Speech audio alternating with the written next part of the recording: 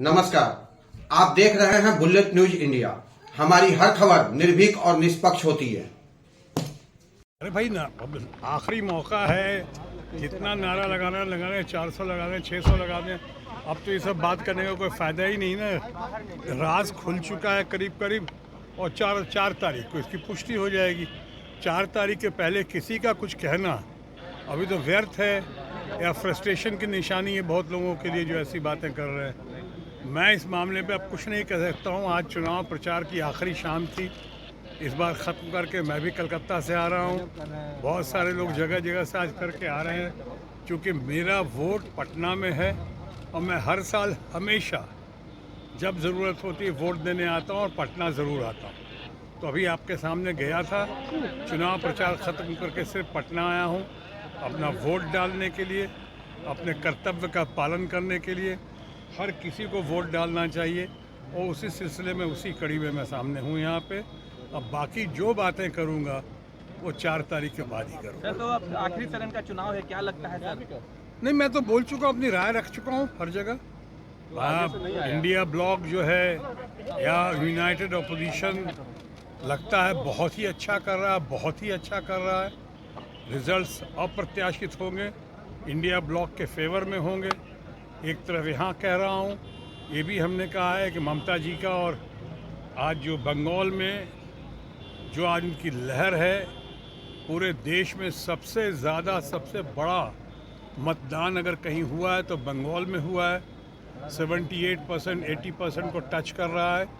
और ये जो 7वां चरण है परसों, मैं समझता हूँ उसमें सारे पुराने रिकॉर्ड भी टूट जाएंगे।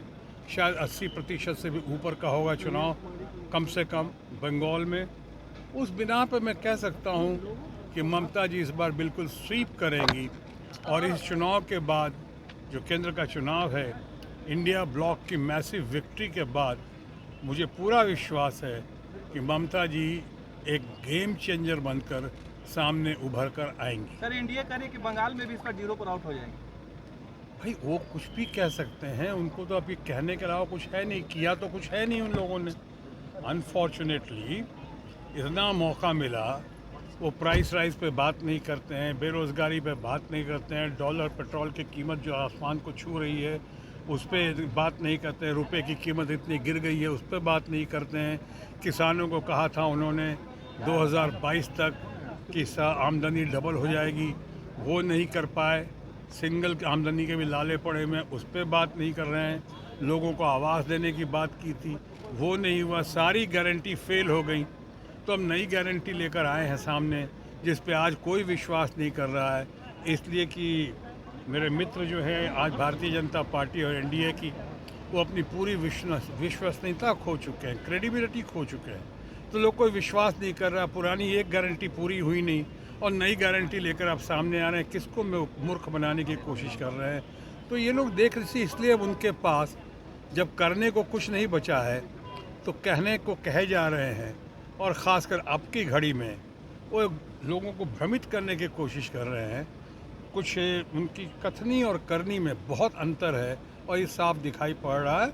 और मुझे लगता है इसका खामियाजा जो है, इसका नतीजा जो है, उनको भुगतना पड़ेगा 4 तारीख को। कुमारी जा रहे हैं ध्यान करने के लिए।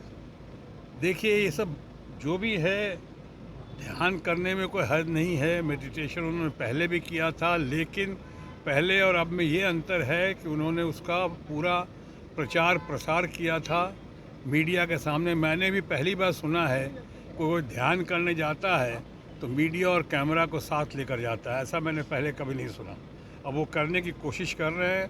शायद लोग कोर्ट में जा रहे हैं, इलेक्शन कमीशन के पास जा रहे हैं, देखिए उसका क्या होता है। लेकिन कुछ भी कर लें, अब मैं कहूँगा माननीय प्रधानमंत्री के बारे में, जो हमारे मित्र भी हैं और भारतीय जनता पार्टी और एनडीए के वो शीर्षस्थ नेता भी हैं, मैं उनके बारे में भी यही कह सकता हूँ कि बड़ी देर कर दी मेहरबान आते आते।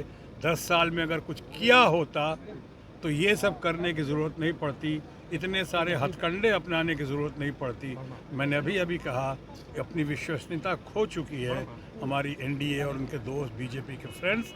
सो अब बहुत देर हो चुकी है, 4 को नतीजे सामने हैं। बिहार में तेजस्वी क्या जिस तरह से 291 सभा की है, 251, क्या लगता है 40 सीट पर कितना रंग दिखाएगा तेजस्वी का, या 251?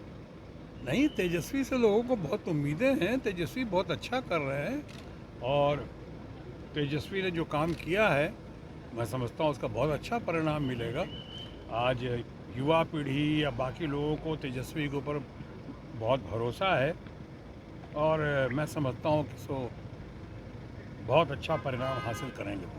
पटना साहिब से फिर से एक बार रविशंकर प्रसाद है जी, पटना साहिब से रविशंकर प्रसाद अब है। देखिए चुनाव प्रचार की शाम खत्म हो चुकी है। अब सबको हमारी शुभकामना और शुभाशीष है। धन्यवाद। Thank you sir. आप देख रहे थे बुलेट न्यूज इंडिया। हमारी हर खबर निर्भीक और निष्पक्ष होती है। संवाददाता मनीष कुमार के साथ Santosh Verma, news room, bullet news India.